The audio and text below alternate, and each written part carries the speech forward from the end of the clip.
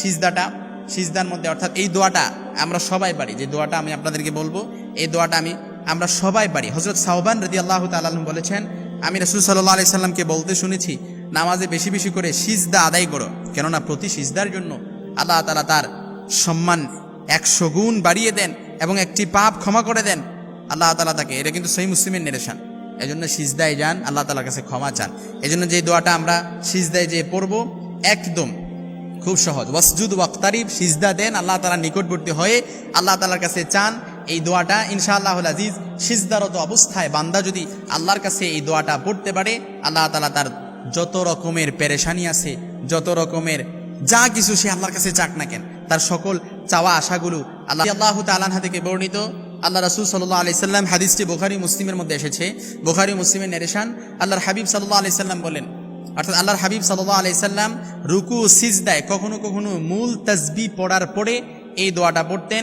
এই দোয়ার সঙ্গে একটা বিশেষ দোয়া পড়তেন, অর্থাৎ সুবহান রাব্বিয়াল আ'লা, সিজদার তাসবিহ সুবহান রাব্বিয়াল আ'লা। এই সুবহান রাব্বিয়াল আ'লা এই তাসবিহটা পড়ার পরে আল্লাহর হাবিব সাল্লাল্লাহু আলাইহি সাল্লাম একটা বিশেষ দোয়া পড়তেন। সেটা হচ্ছে সুবহানাকাল্লাহুম্মা রাব্বানা ওয়া বিহামদিকা আল্লাহুম্মা গফিরলি। আয় আল্লাহ, আমি আপনার প্রশংসা, আপনি আমাদের প্রভু, আপনার প্রশংসা আমি জ্ঞাপন করতেছি। আল্লাহুম্মা গফিরলি, আয় আল্লাহ আপনি আমাকে ক্ষমা করে দেন, আপনি আমাকে মাফ করে দেন, আমি আপনার প্রতি রিপেন্টেন্স অনুতপ্ত হচ্ছি, আল্লাহ আপনি আমাকে ক্ষমা করে দেন। এজন্য এই দোয়াটা পড়ে আপনি যখন আল্লাহর কাছে চাইবেন, আল্লাহর কাছে চাইলেন, যা কিছু চান না কেন, এই ক্ষমা প্রার্থনার দোয়া করে আল্লাহ তাআলার কাছে যা কিছু চান না কেন, আল্লাহ আমার অভাব অনটন দূর হয় না, আল্লাহ অভাব অনটন দূর করে দেন। সংসারের পেরেশানি দূর হয় না, আল্লাহ সংসারের পেরেশানি দূর করে দেন। আল্লাহ বিপদ দূর হয় না, বিপদ দূর করে দেন। আল্লাহ অভাব দূর হয় না, অভাব দূর করে দেন। আল্লাহ পরিবারের মধ্যে একটার পর একটা অশান্তি লেগে থাকে, সব কিছু দূর করে দেন। আল্লাহ সন্তান অসুস্থ, আল্লাহ সন্তানকে ভালো করে দেন। আল্লাহ বিবি অসুস্থ, বিবিকে ভালো করে দেন। মা অসুস্থ, মাকে ভালো করে দেন। আল্লাহ আমার ব্যবসায় বারাকা হয় না, ব্যবসার মধ্যে বারাকা নাজিল করেন। আল্লাহ ফসলে বরকত হয় না, ফসলে বরকত দিয়ে দেন।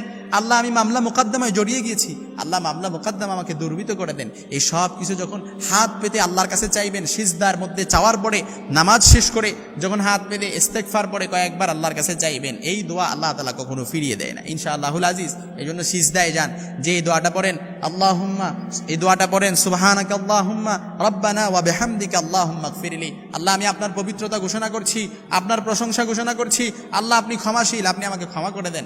এটা পড়ে যখন আল্লাহর কাছে চাইবেন ইনশাআল্লাহুল আজিজ, আল্লাহ তাআলা আপনার চাওয়াটা পূরণ করে দেবে। এই জন্য 2 রাকাত নামাজের সিজদায়, মনে রাখবেন কিন্তু 2 রাকাত নামাজের সিজদায়, 2 রাকাত নামাজের সিজদায়, নফল নামাজ হোক ফরজ নামাজ হোক, সিজদার মূল তাসবিহ পড়ার পরে, যেহেতু আল্লাহ রাসূল সাল্লাল্লাহু আলাইহি সাল্লাম এই আমলটা করেছেন, সহিহ বুখারী মুসলিমের বর্ণনায় আয়েশা রাদিয়াল্লাহু তাআলা আনহা থেকে বর্ণিত হাদিস এসেছে।